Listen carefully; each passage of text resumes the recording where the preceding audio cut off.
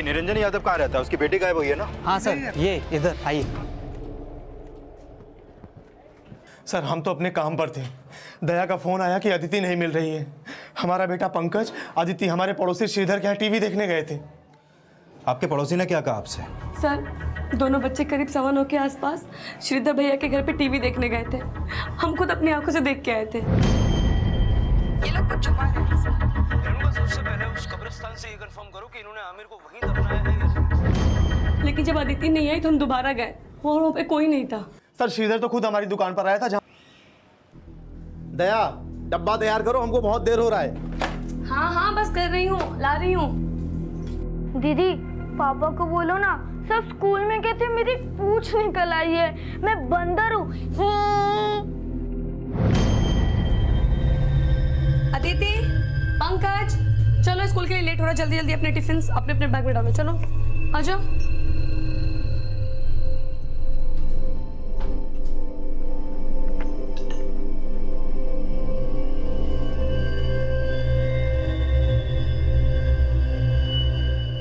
पापा वो। हाँ बेटा बोलो, क्या बात है?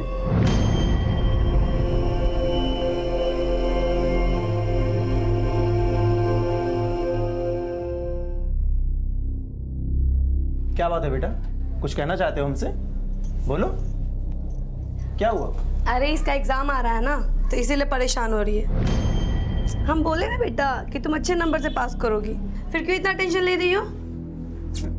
मम्मी मुझे भी। तुमको भी। अच्छा सुनिए, हम आपका टिफिन बांध के वहाँ रख दिए हैं, हम इनको स्कूल छोड़ के आते हैं। हाँ ठीक। चलो।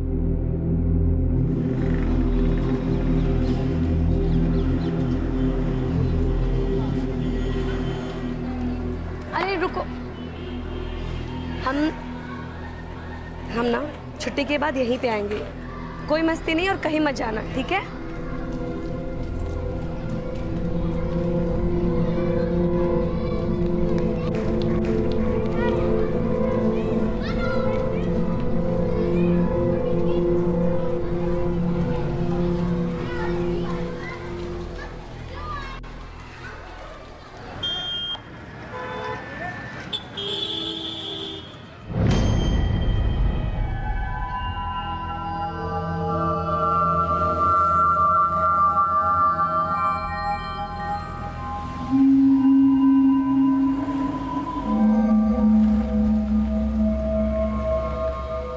अंकल एक आइसक्रीम देना।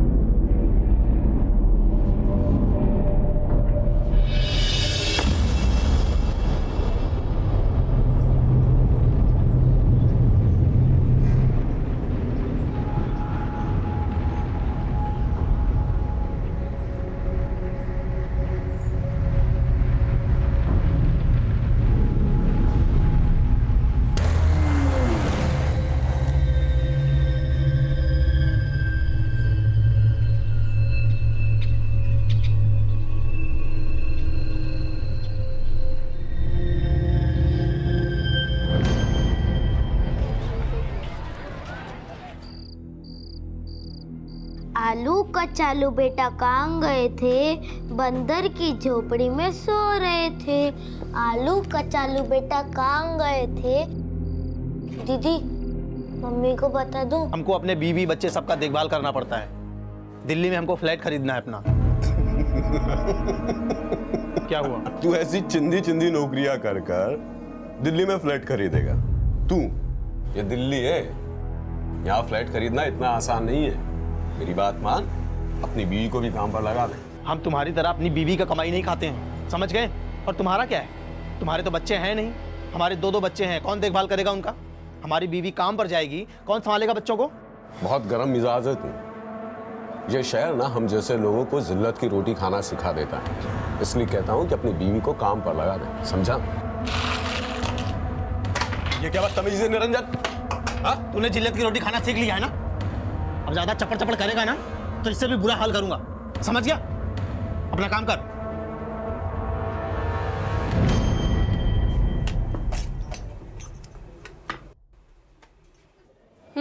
देख ली सीरियल। हाँ मम्मी।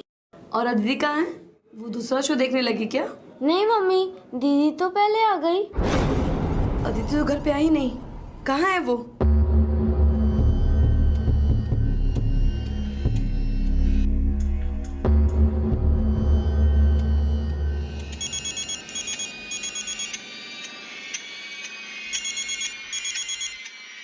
हाँ दया बोलो। सुनिए जी, अदिति कहीं नहीं मिल रही है। क्या? वो श्रीधर के घर में टीवी देखने गई थी। पंकज लौट के आया लेकिन अदिति नहीं आई और श्रीधर भी घर पे नहीं है। अरे आस पड़ोस में पता करो, किसी और के घर में गई होगी। तुम पता करो, मैं यहाँ पर काम खत्म करके जल्दी आने की कोशिश करता हूँ, ठीक है?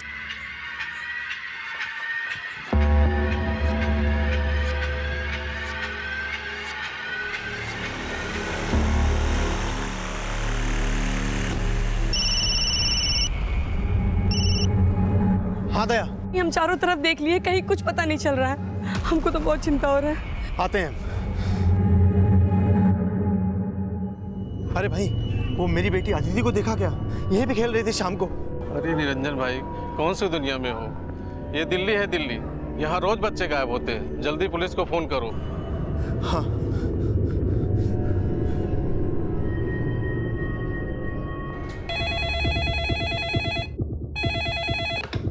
Hello control room.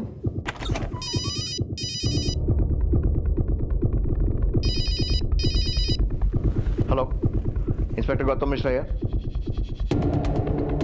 आप डिटेल्स भिजवाइए, मैं दिखवाता हूँ। I look into it. आप जल्दी से डिटेल्स भिजवाइए जी। हेलो। हाँ Naveen. Yes sir. Yamuna Vihar Janata colony से एक लड़की लापता हुई है, 7 साल की है, नाम अदिति। मैं डिटेल्स भेज रहा हूँ, फौरन वहाँ पहुँचो। Okay sir.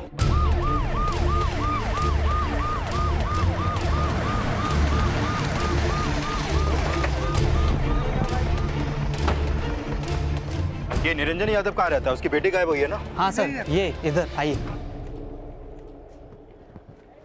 सर हम तो अपने काम पर थे, दया का फोन आया कि अदिति नहीं मिल रही है। हमारा बेटा पंकज, अदिति हमारे पड़ोसी श्रीधर के यहाँ टीवी देखने गए थे। आपके पड़ोसी ने क्या कहा आपसे? सर, दोनों बच्चे करीब 9:15 के आसपास श्रीधर भैया के घर पे टीवी देखने गए थे। हम खुद अपनी आंखों से देख के आए थे। ये लोग कुछ छुपा रहे हैं सर।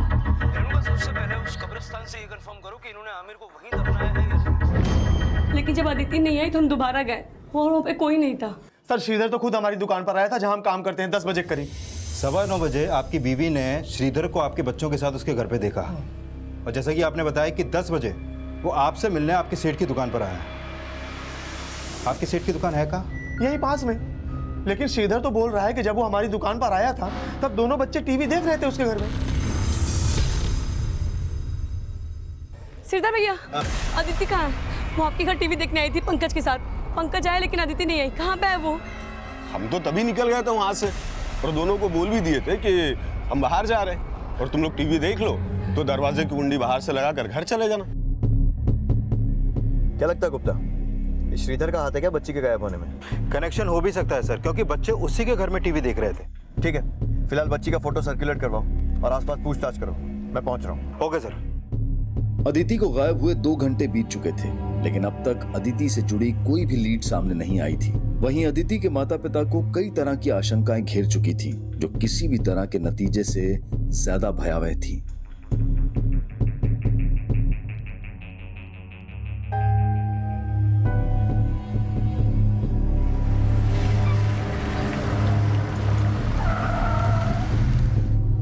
सर, यहाँ किसी ने भी अदिति को यहाँ से बाहर जाते हुए नहीं देखा है और पेट्रोलिंग टीम से भी अभी तक कोई अपडेट नहीं मिला है। मतलब किसी इनसाइडर का काम हो सकता है। मलिक, जितने भी घर हैं हर घर में सर्च करो।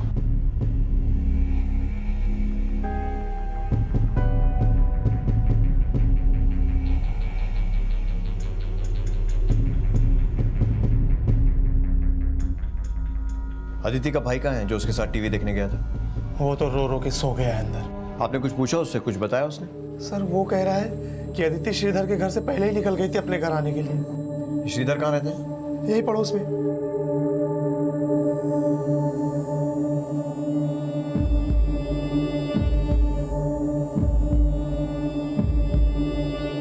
जब अदिति गायब हुई कहाँ था तू?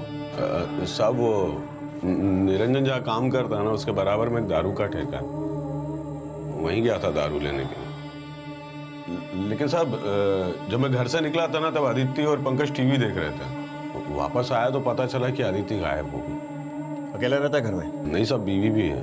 वो पास ही में एक फैक्ट्री है, वहाँ पर एम्ब्रॉयडरी का काम करती, नाइट शिफ्ट है उसकी साहब। वो रोज काम करती है और तू रोज दारू पीता है? नहीं मतलब कभी कभी मन करता है तो पी लेता हूँ। अदिति के गायब होने में तेरा हाथ तो नहीं है ना? अरे नहीं साहब, वो तो मेरी बेटी जैसी थी, और जब अदिति गायब हुई थी तो मैं तो घर पर था ही नहीं, निरंजन के साथ था। चाहो तो आप उससे पूछ लो साहब। सर, बिल्डिंग में हर जगह देख लिए लेकिन कुछ पता नहीं चला। छत पर देखा? नहीं सर।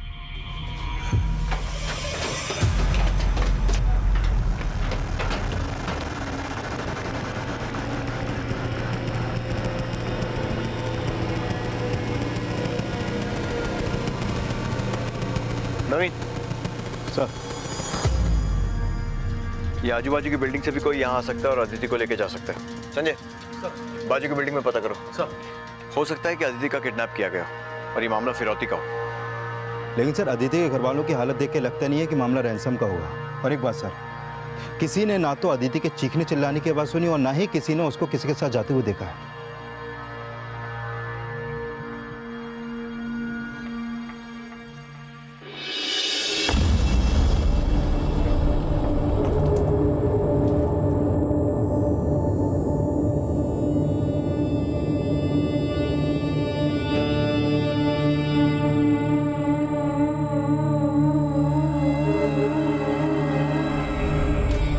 Let's go.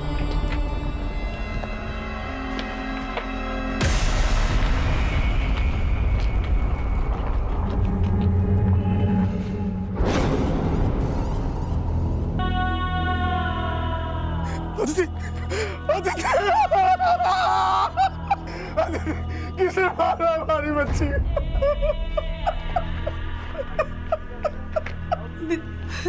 अरे मुझे कोई कुछ बता क्यों नहीं रहा? कहाँ है अदिति? अदिति इधर ही है। मेरे किसी का भी हाथ हो सकता है और अब अदिति के अड़ोस पड़ोस में रहने वाले हर इंसान की डिटेल्स ली जा रही थी।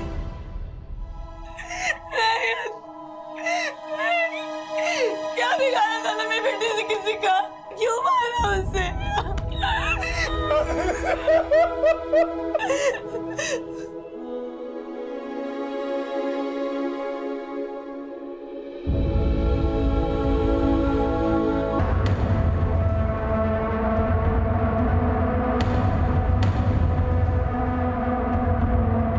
पहले तू खुद अपने फ्लैट से निकला, फिर अदिति को इशारे से बुलाया और तू ही उसे अपने साथ लेके छत पे गया, उसका रेप किया, उसे मार के फेंक दिया। नहीं सर, मेरा यकीन करो, मैंने कुछ नहीं किया। मेरा यकीन करिए सर। अदिति कल बोल रही थी पापा से कुछ बात करना है। पापा वो क्या बात है बेटा, कुछ कहना चाहते हो हमसे? पता नहीं क्या बात थी,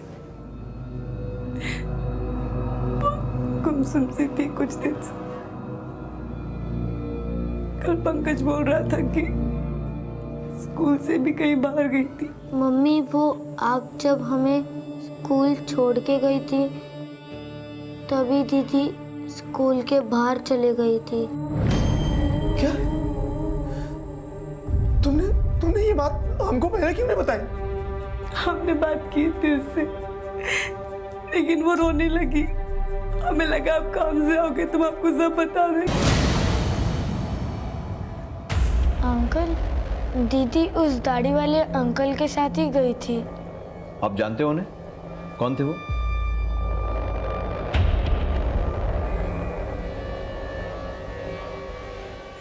अच्छा, वो वहाँ कब आए थे? शुरू से बताओ। हम और दीदी टीवी देख रहे थे, तभी श्रीधर अंकल और इनके आसपास रहने वाले जितने भी दाढ़ी वाले लोग हैं सबकी शिनाख्त का बंदोबस्त करो। Okay sir. अदिति के भाई पंकज के बयान के आधार पर अब माना जा रहा था कि अदिति के साथ उस रात जो कुछ भी हुआ था उसमें किसी दाढ़ी वाले आदमी का हाथ था और अदिति के भाई से उनके घर के आसपास सभी आदमियों की पहचान करवाने की कोशिश की जा रही थी। वहीं पुलिस की एक टीम अदिति के स्कूल में भी पूछताछ कर रही थी। सर वैसे अदिति तो स्कूल कभी बंक नहीं करती, मुझे लगा वो कल एब्सेंट होगी। लेकिन हमें पता चला है कि फीस ना भरने की वजह से अदिति और उसके भाई को पनिशमेंट दी गई थी। सर वो साहब, ये लड़की अदिति बहुत ही हंसमुख है, मैंने कभी परेशान नहीं देखा इसे। लेकिन साहब जब से ऐसे पनिशमेंट दिया गया है तब से गुमसुम रहने लगी है। सिर्फ पनिशमेंट की वजह से गुमसुम हुई या वजह कुछ और ही थी? कैसी वजह साहब? अदिति के भाई पंकज ने अदिति को किसी दाढ़ी वाले आदमी के साथ जाते हुए देखा था। आपके स्कूल में कोई ऐसा है जिसके दाढ़ी है और जो अदिति के साथ कुछ गलत? आई डोंट नो सर, आप सबसे पूछ सकते हैं।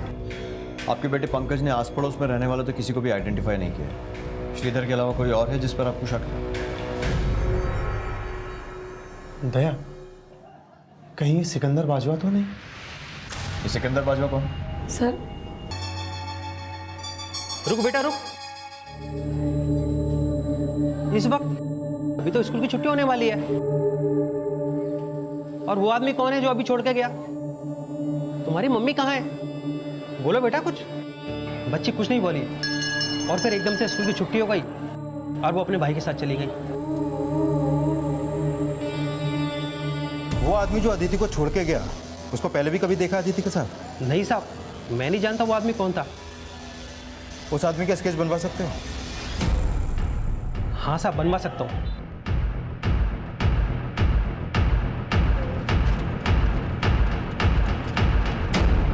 सर, अदिति का पोस्टमार्टम करने वाले डॉक्टर का कॉल आया था। उनका कहना है कि अदिति की बॉडी पर सेक्सुअल असॉल्ट के कोई साइन नहीं है और उसकी बॉडी पर जो चोट के निशान है वो भी उसके मर्डर के बाद के हैं। उसका मर्डर गला काट के किया गया सर। लेकिन गुप्ता, खून के छींटे उस बिल्डिंग की छत पर थे जहां अदिति रहती थी। मतलब उसका मर्डर वहां पे करके उसे दूसरी छत पर फेंका गया, जिसकी वजह से बॉडी पर चोट के निशान आए। गुप्ता, अगर अदिति के साथ सेक्सुअल असॉल्ट नहीं हुआ है तो फिर इसके मर्डर का क्या मोटिव हो सकता है? उस बच्ची का या उसके परिवार का ऐसा कौन दुश्मन हो सकता है जो इतनी बेरहमी से एक बच्ची को मारेगा? लेकिन अदिति के भाई का कहना है कि उसने किसी दाढ़ी वाले के साथ अदिति को जाते हुए देखा था। दीदी उस दाढ़ी वाले अंकल के साथ ही गई थी। सर, श्रीधर तो कुछ नहीं कबूल रहा है, तो फिर सर ऐसा कौन दाढ़ी वाला हो सकता है जिसने अदिति का मर्डर किया?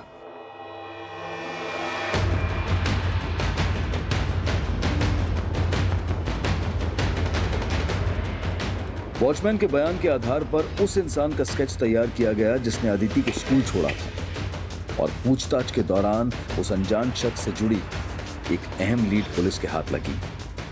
था?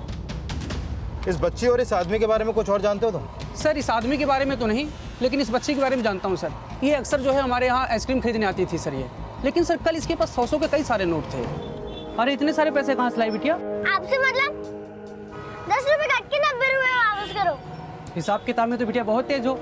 पहले तो 10-10 रुपए वाली आइसक्रीम 5-5 रुपए में खा के जाती थी, दोस्तों को भी खिलाई। ये पुराने वाले 100 रुपए भी रख लो। मैं जो दोस्तों के साथ खाए थे ना वो भी रख लो और ये एक्स्ट्रा वाले भी रख लो।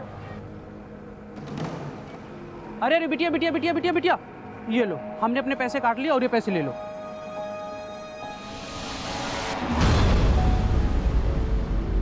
लेकिन सर जब वो बच्ची पहले आइसक्रीम खाने आती थी तो उसके पास पूरे पैसे भी नहीं होते थे, लेकिन कल बहुत पैसे थे सर उसके पास।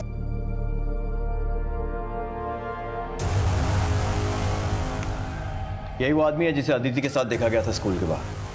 पहचानते हैं इसे? नहीं सर।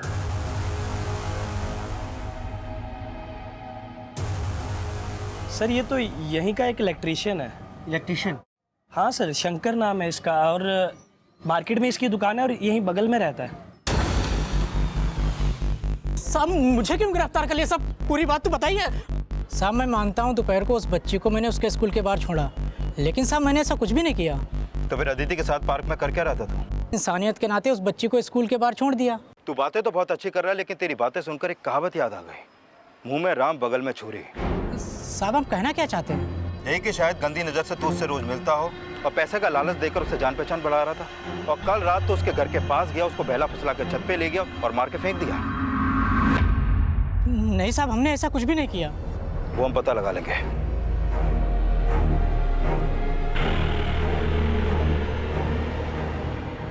नहीं अंकल, ये वो नहीं है।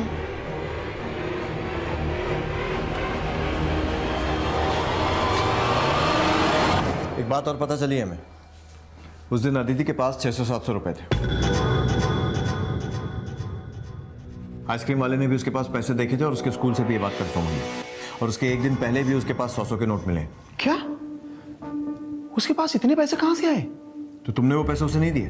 सर, हमारी हालत ऐसी नहीं है कि हम बच्चों को इतने पैसे दे सकें। तो फिर इतना पैसा उसके पास कहां से आया? सर, हमारी समझ में तो कुछ भी नहीं आ रहा है। शायद तुम्हारी बीवी को कुछ मालूम है। क्या अदिति के पास 100 के नोट? लेकिन वो कहाँ से लाएगी इतने पैसे? दया, यही तो हम भी नहीं समझ पा रहे हैं। और पंकज ने भी पुलिस के सामने यही बोला कि इसने अदिति के पास बहुत सारे पैसे देखे। क्यों? हाँ, दीदी ने मुझे चॉकलेट खरीद के दी थी, तभी मैंने बहुत सारे पैसे देखे।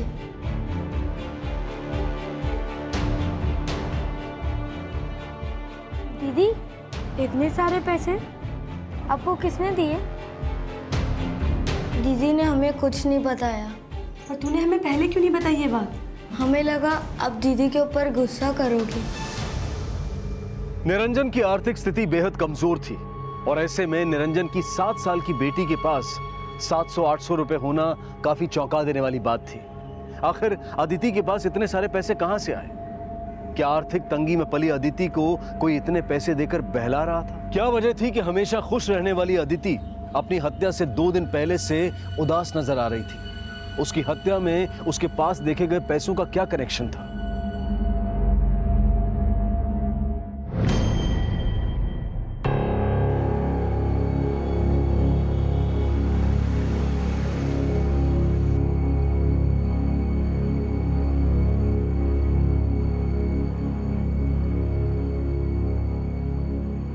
सेठ जी, हम आपके जिस फ्लैट में रहते हैं उसका किराया 5,000 से ज़्यादा नहीं है और हम शाम को 4 बजे से लेकर रात 11 बजे तक जितना काम आपके लिए करते हैं उसकी तनख्वाह कम से कम 7,000 होना चाहिए। कायदे से आप 5,000 काट के 2,000 कैश मुझे और दो।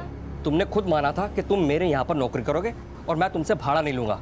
जो बात तय हुई थी ना, उसी पे रहो तुम। अरे वो बात तो तय हुए, कितना समय बीत गया है, तब से महंगाई कितनी बढ़ गई है। मेरे जिस फ्लैट में तुम रह रहे हो ना, उसका भी किराया बढ़कर 7,000 हो गया है। चुपचाप यहाँ पर काम करो वरना नौकरी से भी जाओगे और जिस फ्लैट में तुम रह रहे हो ना, वहां से भी निकाल दूंगा तुम्हें मैं। गुप्ता, ये निरंजन का बेटा बोल रहा है कि इसने अदिति को किसी दाढ़ी वाले के साथ देखा था। दीदी उस दाढ़ी वाले अंकल के साथ ही गई थी। लेकिन किसी को आइडेंटिफाई नहीं कर रहा है। अब इसने वाकई में किसी को देखा था या नहीं, चक्कर कुछ समझ में नहीं आ रहा है। सर, 7 साल का अदिति के पास इतना पैसा देखकर उसके मन में लालच आ गया, वही अदिति को छत पर ले गया और पैसे छीनने के चक्कर में उसको मार दिया होगा। सर, मैंने अदिति के पास कोई पैसा नहीं देखा। माना कि साहब मैं खुद कुछ नहीं कमाता हूं, लेकिन मेरी बीवी तो कमाती है ना साहब। वो खुद मुझको पैसा देती दारू के लिए। साहब, आप बिना किसी सबूत के मेरे पति पर कैसे इल्जाम लगा सकते हैं? उसने दाढ़ी रखी है, इसका मतलब ये थोड़ी ना कि वो किसी की भी जान ले सकता है। आप निरंजन से क्यों नहीं पूछते? उसने भी तो पहले दाढ़ी रखी हुई थी। आपका क्या मतलब है? एक बाप अपनी बेटी को। साहब, आप उसे जानते नहीं हो, वो बहुत गुस्से वाला है। एक बार तो उसने अपने छोटे भाई की जान लेने की कोशिश भी की थी।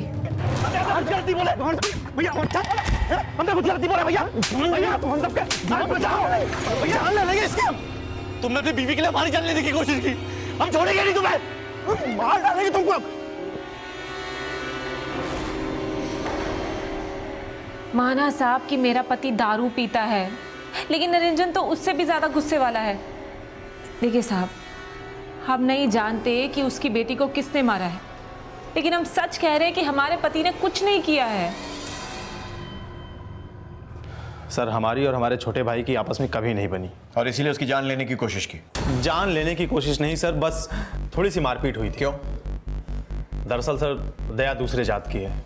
8 साल पहले हमें उससे गांव में प्रेम हो गया था। हमारे घर वाले नहीं चाहते थे कि हम उससे शादी करें, फिर भी हमने दया से शादी की।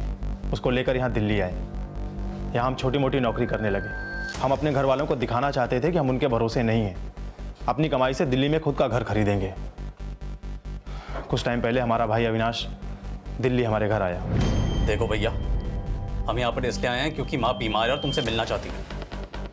तुमको तो कभी उनका फिक्र हुआ नहीं है, लेकिन वो तुमको याद कर करके मर रही है। हाँ तो ठीक है, मिलाएंगे माँ से, और क्या। और अकेले ही जाना। अपने बीवी बच्चा को लेके गए तो उन्हें देखते ही मर जाएगी वो। इन्हें अपना दुश्मन मानती है वो। अपनी उल्टा बीवी और उसके बच्चों की शक्ल कभी अम्मा को दिखाना मत। अपनी क्या गलत बोल रहे हैं? भाभी के बारे में क्या गलत बोल बोल रहे रहे हैं? हैं? क्या बोल रहे हो? मारोगी मुझे? मैं नहीं निकलता। भैया हमको छोड़, बाहर निकल। अविनाश ने हमारे बीवी बच्चों के बारे में बहुत गंदा बोला, बर्दाश्त नहीं हुआ। गांव कहाँ है तुम्हारा? बलिया, लेकिन अविनाश यहीं रहता है दिल्ली में। दिल्ली में कहाँ? यहीं पास में गोकुलपुरी। सर शायद निरंजन का इंटरकास्ट मैरिज करने का खामियाजा उसकी बेटी अदिति को उठाना पड़ा हो सकता है कोई निरंजन के बीवी बच्चों को मारकर उसे अकेला करना चाहता हो, जिससे वो गांव वापस चला जाए। हो सकता है। गुप्ता इसके भाई से मिलो और पता करो। Okay sir.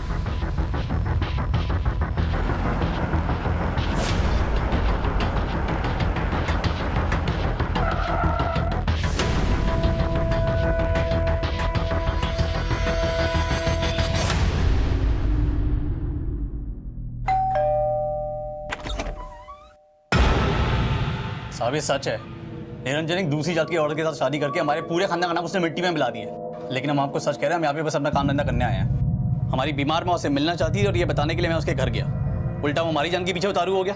तो फिर ऐसा तो नहीं कि उससे बदला लेने के लिए तूने उसकी बेटी को मार दिया? साहब लगता है निरंजन ने हमसे बदला लेने के लिए आपको हमारे खिलाफ भड़काया है और अपना किया छिपाने के लिए हमें फंसा रहे हैं। आपने किया मतलब? तुम कहना चाहते हो कि निरंजन ने ही अपनी बेटी को मारा है? साहब देखिए, वो हमेशा से गर्म मिजाज का रहा है और अब गरीबी के कारण उसका दिमाग और भी खराब हो गया। साहब वहाँ गांव में अच्छी भली खेती बाड़ी करता रहा और यहाँ पैसे के मत आ जाए। साहब हो सकता है गरीबी के बोझ में उसने अपना एक बोझ कम करने के लिए अपनी बेटी की जान ले ली हो। सर ये साफ है कि निरंजन की आर्थिक हालत ठीक नहीं, लेकिन हैरानी की बात तो यही है कि आखिर अदिति के पास इतने पैसे आए कहाँ से? और अब निरंजन का भाई अविनाश ये शक जता रहा है कि हो सकता है कि निरंजन ने ही गरीबी से तंग आकर अपनी बेटी को मारा हो। खुद को बचाने के लिए झूठ भी बोल सकते हैं। अदिति के मर्डर वाली रात इस अविनाश की एक्टिविटीज पता करो और इस निरंजन को भी इन्वेस्टिगेट करो। पंकज ने अदिति को किसी दाढ़ी वाले के साथ देखा था, ये बात निरंजन ने हमें मर्डर के अगले दिन बताई थी। अंकल, दीदी उस दाढ़ी वाले अंकल के साथ ही गई थी। हो सकता है उसी ने अपने बेटे को ये बात पढ़ाई हो और उसके बाद कभी श्रीधर और अब अपने खुद के भाई अविनाश पर शक जता रहा है। निरंजन जहां पर काम करता है वहां से उसके घर पहुंचने में मुश्किल से 5 से 7 मिनट लगते हैं। पता करो कि मर्डर वाली रात को 9 से 10 के बीच में वो कहीं गायब हो सके। Okay sir.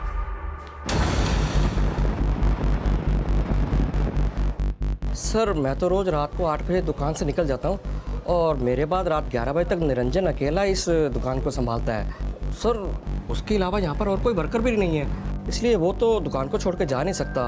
मतलब आप साफ कर रहे हैं कि निरंजन का अपने बेटे के मर्डर में कोई हाथ नहीं है? सर मैं मानता हूँ कि उसे पैसों की तंगी थी, इसी वजह से वो मेरा भाड़ा भी नहीं दे पा रहा था और इसलिए मैंने उसको यहाँ पर नौकरी दी और उसका भाड़ा माफ़ कर दिया। निरंजन के बेटे का कहना है कि अदिति को मारने वाला कोई दाढ़ी वाला था और दाढ़ी तो आपने भी रखी हुई है। नहीं सर ऐसा कुछ भी नहीं है, उस रात दुकान के बाद मैं तो शाहदरा चला गया था। सर एक बात पता चली, ये माला और श्रीधर का किसी तांत्रिक से काफ़ी मिलना जुलना है। तांत्रिक? जी सर, उनकी शादी को 8 साल हो गए हैं लेकिन उनके घर पे कोई बच्चा नहीं है। सर कहीं ऐसा तो नहीं कि अदिति का मर्डर किसी बली वली के चक्कर में किया गया हो?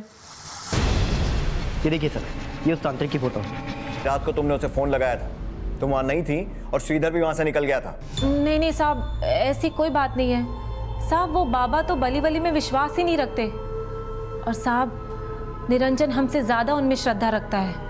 निरंजन? जी साहब, उस निरंजन ने ही तो मिलवाया था हमें बाबा से। सर हमने श्रीधर और माला को उस तांत्रिक बाबा से मिलाया था, लेकिन उसके कुछ समय बाद हमने उस तांत्रिक बाबा के यहाँ जाना छोड़ दिया था। लेकिन तुम मुझसे मिलते क्यों थे? सर हमें कुछ अच्छा काम नहीं मिल रहा था, घर का खर्चा बड़ी मुश्किल से चल रहा था, तो हमने सोचा कि शायद बाबा के उपाय से कुछ चमत्कार हो जाए, हम दिल्ली में अपना घर खरीद सकें। लेकिन सर कुछ समय के बाद हमको लगने लगा कि वो तांत्रिक बाबा हमको छल रहा है। छल रहा है या फिर कोई तंत्र मंत्र का उपाय बता दिया था उसने और तुझे भी लालच आ गया कि एक रात में करोड़पति हो जाएगा? सर आप कहना क्या चाह रहे हैं? वही जो तू समझ रहा है। कहीं ऐसा तो नहीं है ना कि अदिति का खून किसी तंत्र मंत्र के चक्कर में हुआ और तूने ही अपनी बेटी? सर, अगर उसने हमारी बेटी की बलि के उपाय के बारे में कहा होता हम उसको वहीं काट डालते। अच्छा, और अदिति का गला किसने काटा? उस तांत्रिक ने या फिर तंत्र मंत्र का उपाय बताता था ना वो? तू ये बता कि उसने किसको उपाय बताया, तुझे या फिर श्रीधर और उसकी बीवी को? आर्थिक तंगी से जूझता निरंजन जल्द से जल्द अमीर बनने की मृत तृष्णा में अपनी कमाई का एक बड़ा हिस्सा एक तांत्रिक की दक्षिणा में खर्च कर रहा था। वो सोच रहा था कि वो तांत्रिक उसकी जिंदगी में एक ऐसा चमत्कार कर देगा जिसके बाद वो रातों रात अमीर बन जाएगा और दिल्ली जैसे शहर में उसका अपना घर होगा।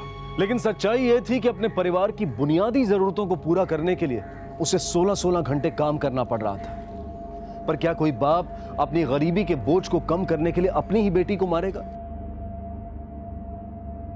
या फिर जल्द से जल्द अमीर बनने का कोई झूठा भ्रम उसे ऐसा करने के लिए ललचा देगा? अदिति के मर्डर में जितनी निरंजन की भूमिका शक के घेरे में थी, उतना ही शक श्रीधर और माला पर भी किया जा रहा था। और यह जानने की कोशिश भी की जा रही थी कि कहीं उस तांत्रिक के छलावे में आकर उन्होंने अदिति का मर्डर तो नहीं किया था। और इस राज को जानने के लिए अब उस तांत्रिक की भूमिका को भी टटोला जा रहा था। कैसी बात कर रहे हैं आप? हम किसी को बलि का उपाय नहीं बताते। लेकिन मुझे लगता है कि तूने बताया है, या तो श्रीधर या उसकी बीवी को, या फिर अदिति के बाप निरंजन को। खैर सच क्या है वो तो हम उगलवा ही लेंगे। नवीन लेके चलो इसको। ऐसे कैसे आप किसी को ले जा सकते हैं? देखिए हमारी बात सुनिए, क्या कर रहे हैं आप लोग? देखिए तांत्रिक बाबा के साथ साथ माला, श्रीधर, निरंजन सबको टटोला जा रहा था। और अब अदिति के भाई से भी उस तांत्रिक की पहचान करवाई जा रही थी, लेकिन कुछ भी साफ नहीं हो पा रहा था। निरंजन के भाई अविनाश, पड़ोसी सिकंदर बाजवा, सबको इन्वेस्टिगेट किया जा रहा था। और अब एक बार फिर से पुलिस ने इस पूरे केस को रिविजिट किया।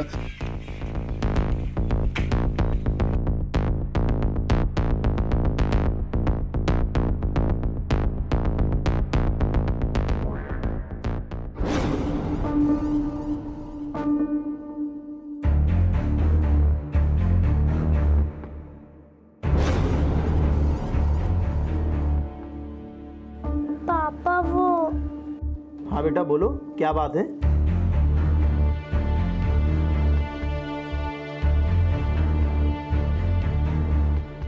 क्या बात है बेटा? कुछ कहना चाहते हो हमसे? बोलो। उस दिन अदिति के पास 600-700 रुपए थे। आइसक्रीम वाले ने भी उसके पास पैसे देखे थे और उसके स्कूल से भी ये बात कंफर्म हुई है। और उसके एक दिन पहले भी उसके पास 100 के नोट मिले।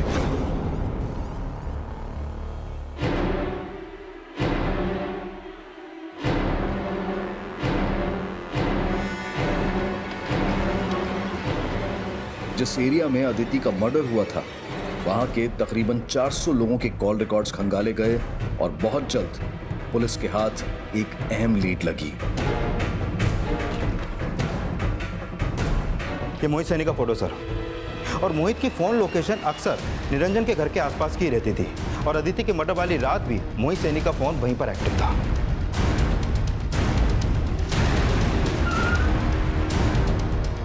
सर मैंने क्या किया सर? सर मैंने क्या किया सर?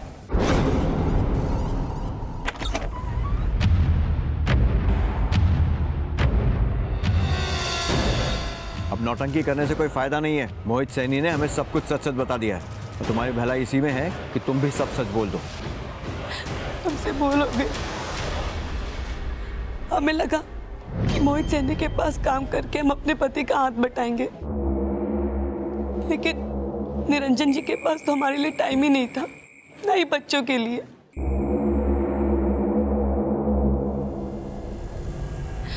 मोहित के यहाँ काम करके हमें पता ही नहीं चला कि कब हम दोनों एक दूसरे के इतने करीब आ गए। फिर एक दिन निरंजन जी हमसे बोले, बच्चों को तुम्हारी ज़रूरत है।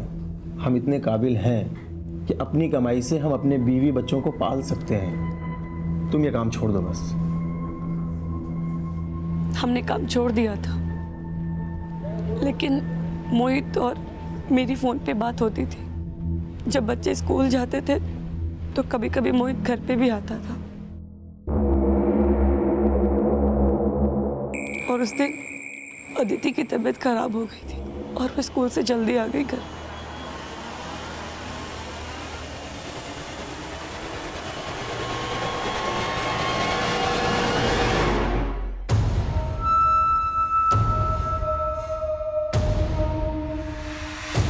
अदिति अपने पापा को कुछ ना बताए, इसीलिए हमने मोहित से पैसे लेके उसको दिए थे। वो तब तो चुप हो गई थी, लेकिन हमें लग रहा था कि कहीं वो अपने पापा को सब कुछ बता ना दे। अरे इसका परीक्षा आ रहा है ना, इसीलिए परेशान हो रही है। हमें लगा कि अगर निरंजन को सच पता चलेगा तो उनका गुस्सा इतना खराब है वो हमें जान से ही मार देंगे हमारे। तुम अदिति को श्रीधर के यहाँ से लेकर गई थी, तो फिर पंकज ने ये क्यों कहा कि उसने किसी दाढ़ी वाले आदमी को देखा था? हमने बोला था उससे, हमने बोला था कि अगर वो ऐसा नहीं बोलेगा तो अदिति की तरह हम भी इसे छोड़ के चले जाएंगे। हमें लगा कि अगर वो ऐसा बोलेगा तो आप मान लोगे कि श्रीधर नहीं उसे अपना झूठ छुपाने के लिए अपनी बच्ची की जान ले ली। कैसी मां हो तुम?